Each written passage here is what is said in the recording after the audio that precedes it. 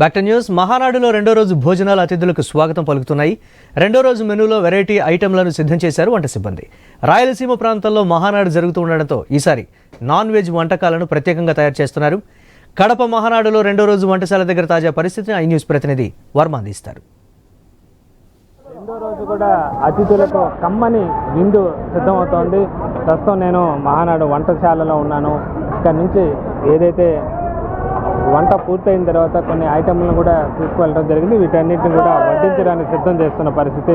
అలాగే మనం చూస్తే ఈసారి ప్రత్యేకంగా కూడా మాంసాహారం ప్రత్యేకంగా చేసినట్లుగా కూడా మనకి ఇప్పటికే వంట మాస్టర్లు చెప్పిన పరిస్థితి అయితే ఉంది. మనం చూస్తే రకరకాల ఐటమ్లు దాదాపు 30 రకాల ఐటమ్లు ఈసారి ఆహ్వానితులకు పెడుతున్న పరిస్థితి అయితే ఉంది.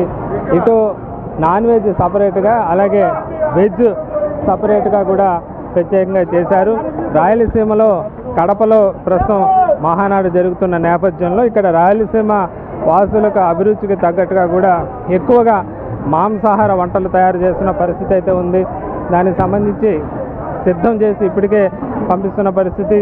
ఇక ఆంధ్ర ఆవకాయ ఏదైతే చింతమనేని ప్రభాకర్ ఆయన మామిడికాయలు ప్రత్యేకంగా లోటు తీసుకొచ్చారో వాటితో తయారు చేసిన ఆంధ్ర ఆవకాయలు చూస్తున్నాం. ఆంధ్రాకు సంబంధించిన ఐటమ్తో పాటు ఇటు రాయలసీమ రుచులను కలగలిపి కూడా ఈసారి స్పెషల్ అట్రాక్షన్గా ఈసారి విందు భోజనాలు ఆహ్వానితులకు వడ్డిస్తున్న పరిస్థితి అయితే ఉందని చెప్పచ్చు. దాదాపు 2000 పైచిలకు వంట సిబ్బంది ఇక్కడ వంటకు సంబంధించి ఏర్పాట్లు అన్నీ పూర్తి చేసిన పరిస్థితి అయితే ఉంది. రోజుకు దాదాపు 1,00,000 మందికి పైగా అతిథులకు ఇక్కడ కడుపార భోజనం ఎలాంటి ఇబ్బంది లేకుండా చేస్తున్నట్టుగా వీళ్ళంతా కూడా చెప్తున్న పరిస్థితి అయితే ఉంది. మనం చూస్తే వంటశాలలో ఎక్కడ చూసినా వివిధ రకాల వెరైటీ ఐటమ్లతో నిండిపోయిన పరిస్థితి.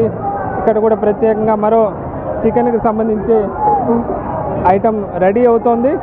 దాన్ని అతిథులకు వడ్డించేందుకు వాటిని సిద్ధం చేసి తీసుకువెళ్తున్న పరిస్థితి. విధంగా ప్రత్యేకంగా ఎవరైతే ఎలాంటి వాళ్ళ అభిరుచులకు తగ్గట్టుగా అన్ని రకాల ఏర్పాట్లు కూడా పూర్తి చేసిన పరిస్థితి. ప్రారంభంలో మహానాడులో మాంసాహార వంటలు లేకపోయినప్పటికీ ఆ తర్వాత మాంసాహారంలో కూడా వెరైటీలు తీసుకురావడం జరిగింది. చికెను, మటను, వివిధ రకాల వెరైటీలు, అటు వేపుళ్ళు కానీ ఇటు పులుసులు కానీ ఇలా రకరకాల ఐటమ్లతో సిద్ధం చేస్తున్న పరిస్థితి.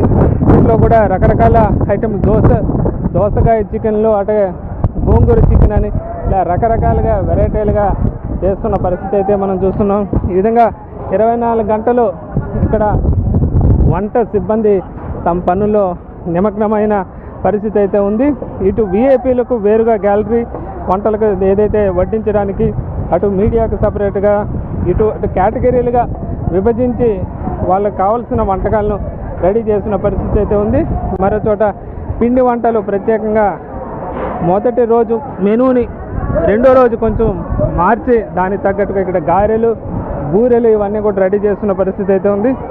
మొదటి రోజు ఎగ్ బోండాలు ప్రత్యేకంగా చేయడంతో రెండో రోజు గారెల్ని ఎక్కువగా చేస్తున్న పరిస్థితి. అంటే రోజు సేమ్ మెనూ కాకుండా మెనూలో మార్పులు చేసుకుంటూ చిన్నవాళ్ళకు బోరు కొట్టకుండా రకరకాల రుచులు అందించే విధంగా ఇక్కడ ఏర్పాట్లు చేస్తున్న పరిస్థితి. ఎక్కువగా విజయవాడ నుంచి ఈ వంట సిబ్బంది రావడం జరిగింది. వాళ్ళ ఆధ్వర్యంలో మిగతా ప్రాంతాలకు సంబంధించిన వాళ్ళకు కూడా రప్పించి ప్రత్యేకంగా చేస్తున్నారు. దానికి సంబంధించి వీళ్ళంతా శ్రామికులు నిత్యం కష్టపడుతూ కూడా వచ్చే ఆహ్వానితుల కడుపు నింపుతున్న పరిస్థితి అయితే ఇక్కడ మనం చూస్తూ ఉన్నాము. మొదటి రోజుతో పోలిస్తే రెండో రోజు వెరైటీలను మరింతగా అందిస్తున్నట్టుగా కూడా ఇక్కడ నిర్వాహకులు కూడా చెప్తున్నారు.